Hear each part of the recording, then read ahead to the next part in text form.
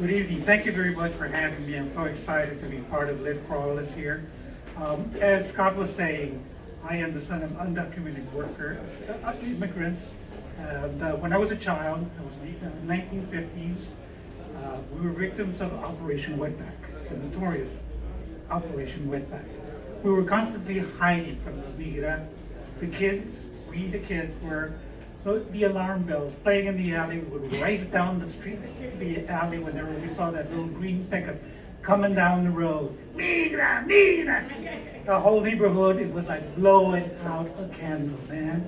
People ran, people hid, people turned off their lights, crawl into the weeds, into the brush. We used to live next to a bar, and there was an empty lot behind it. Lots of weeds there, it was easy to hide, okay?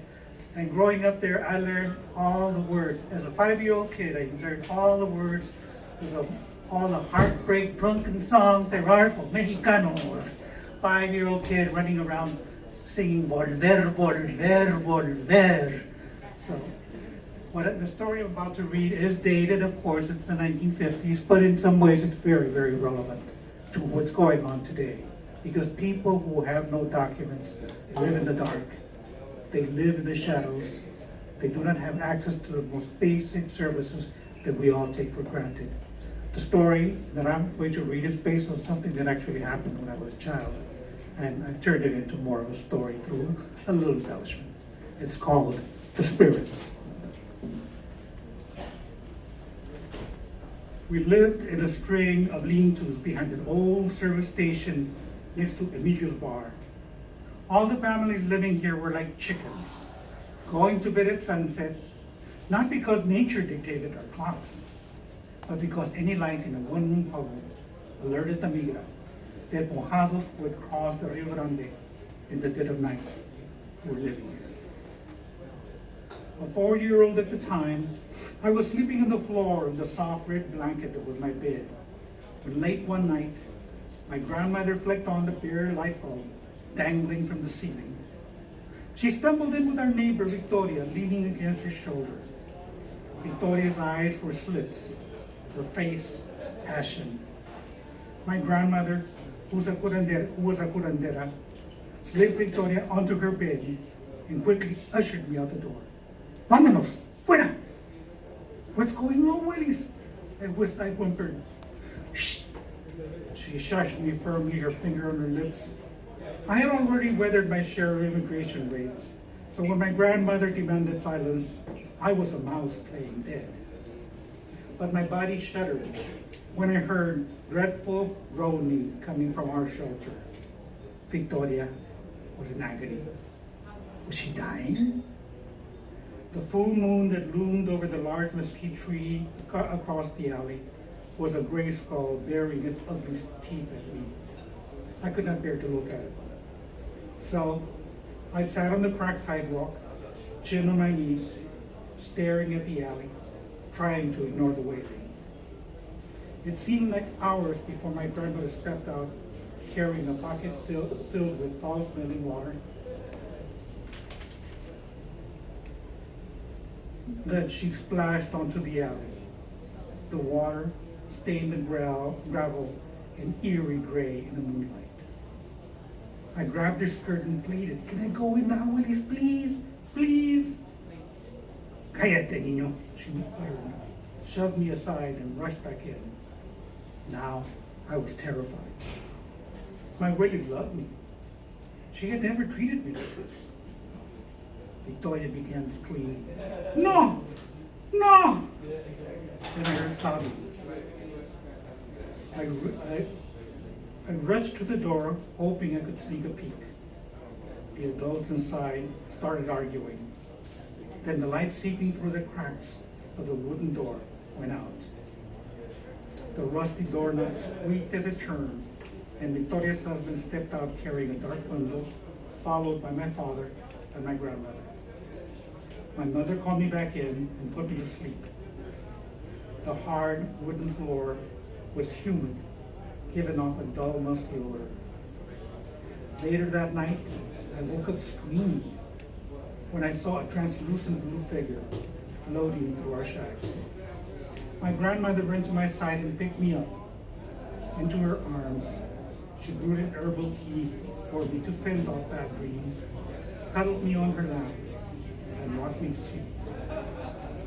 Morning came, and my grandmother and my parents acted as if nothing had happened. No matter how much I pestered them, they dismissed my questions about the night before. We moved out of the area where my father landed a good paying job as a carpenter, but images of that eerie night were indelibly etched in my mind.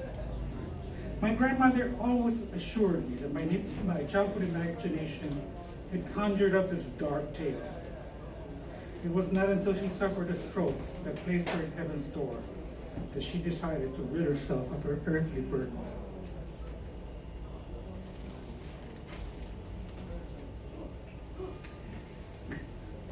¿Te acuerdas de aquella noche, mijo? She said, her voice faltering, as she recounted what had happened that strange night. Victoria had had a miscarriage, she said. They didn't call the priest to give the child the final blessings because the priest was an Anglo. They were afraid he would call the Mena. They had buried the child in the empty lot behind Emilio's bar, and my grandmother had said the final prayers. Her dying wish was that God would forgive her. Her revelation was jarring. That lot, with its scraggly bushes, once was my favorite place to play hide and seek. It was also my sanctuary whenever I got into trouble with my parents. I had carved out a small hideout in the brush where I found solace. Somehow, I felt I had a friend there to console me. I lost that little haven when the garage owner turned the lot into a place for oil changes, and the earth gradually darkened to pitch black. The image of a baby drenched in oil haunted me. My soul yearned to pay my last respects. I went back to my hometown, which had grown into a small city, with a cluster of ramshackle cottages on its outskirts. Ankle-high weeds covered the backyards with well-worn paths leading to sagging outhouses. Kids were playing stickball in the alley. I felt at home. But my own barrio was quite away from those shanties. I finally reached the street where we once lived. The panaderia at the street corner that once filled the air with a sweet scent of cinnamon from freshly baked pan dulce had been supplanted by a dry cleaner. The garage and the bar had been leveled and replaced by a cinder block building. Our grocery store occupied the portion of the structure where the garage used to be. Next door, where Emilio's bar once stood, there was a sign that read, La Señora Adivinadora, with a large tarot card taped to the window pane.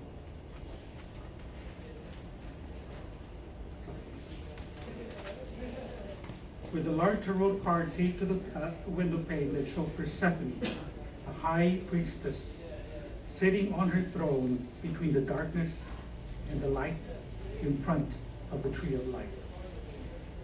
I walked into that place, which had a glass counter with a collection of talismans mounted on the shelf, and a black curtain separating the small front room from the rear. The curtain slid open, and a somber woman with dark brown eyes and black flowing hair strolled out. Around her neck hung a gold chain with an image of the Virgen de Guadalupe set in mother of pearl. Buenas tardes, she said as she walked to the counter. Would you like me to read your fortune? I looked past her to the rear of the unit, which stretched all the way to the alley. Concrete, now covered, the former back lot of Emilio's bar. Come into my reading room back here, she said. There is a special spirit there that guides me. I pursed my lips. I know there is, I nodded as I closed my eyes.